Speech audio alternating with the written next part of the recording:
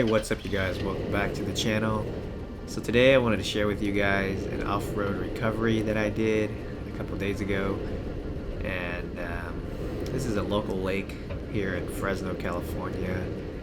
And every time it rains, people tend to come out here and mess around, as you can see with all the tire tracks in this lake. And this guy actually came out to help another vehicle. He actually came out to help a Jeep and a Ford Explorer, I believe, and he ended up getting stuck himself. So I decided I only live about 15 minutes away, so I drove out and helped these guys out.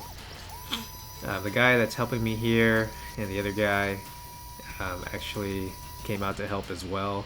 So we had two winches to kind of pull this guy out. You can see those two gentlemen next to me standing up. They couldn't pull him out with one winch, so they called for more winches to come out. So this Dodge didn't have any front recovery points, so I had to pull out the soft shackle and wrap it around the frame. And we did the same with the other strap there, as you can see. And you can see here we're doing a double line pull with my rig, and we're doing a single line pull with his rig. And the idea here is that we'll have enough pulling power to kind of get them out. You can see here this is the full setup that we have going on. Behind me we used this guy to anchor. That was the Ford that I was talking about earlier that got stuck. And then this guy is anchoring up to the other Tacoma that came to help. And so you can see here they kind of already gave up earlier trying to pull them out, so we decided we're going to use the winches to get them out. So one thing to keep in mind here is that I actually have a double line pull, which is going to go twice as slow. Well, I kind of already knew that that was going to happen, but the other guy didn't realize that, and he was going a little too fast, and you'll see that my line actually drops to the ground, which isn't the end of the world. It's not unsafe or anything like that. It just means that we just needed to coordinate a little bit better. We didn't have any radios or anything like that, so I couldn't really talk to him, but you'll see his vehicle is going up pretty easily now. One thing to note is this guy did lose his four-wheel drive, and he was only running on two-wheel drive the whole time.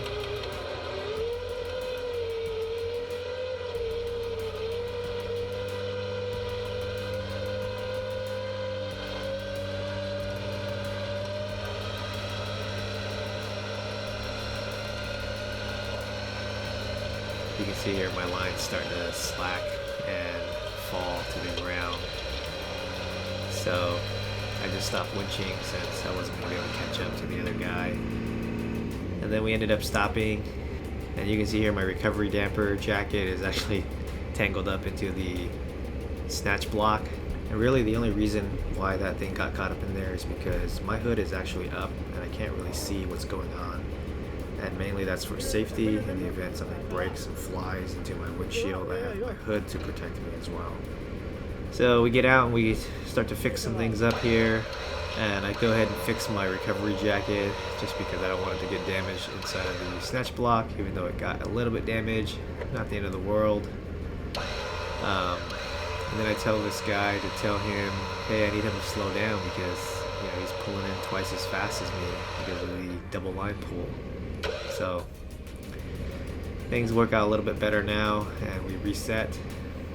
And one thing we notice is because he's spinning his rear tires back there, he's actually just digging a hole, and it's making it harder for us to kind of get him out. And you can kind of see that we're just dragging him across the mud at this point. And I don't think he realized that, but he's got too much wheel spin. He couldn't really control his tire speed, and it ended up just not helping us at all. So we realized this a little bit later, and we reset again, and then you can see he's just burning a lot of gas at this point. I think he actually overheated some things as well. So this truck also had a welder in the back, which weighed it down even more, and so that didn't help either.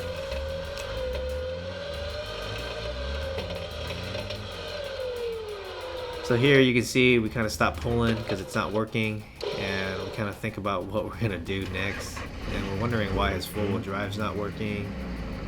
And we tell him, hey, let's just put your car in neutral and let's just let it crawl out rather than you trying to spin your tires because, you know, it's not working.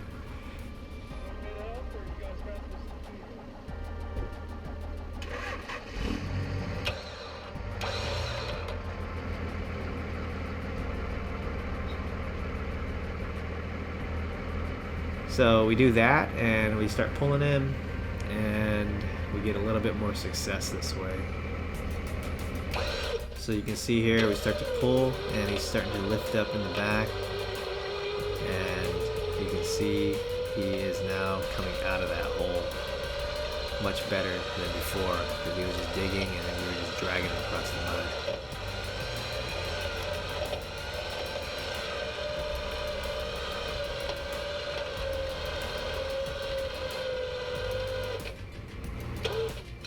Alright, so that's a success. We got him out. So we start cleaning up, thinking we were done. Pull out all the straps, clean up all of our winches and all that.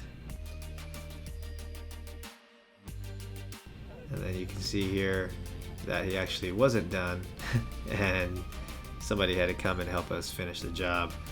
He didn't have four-wheel drive, so he was just spinning back there, and another gentleman was already here as well to help us with a third winch, but he ended up just pulling him out.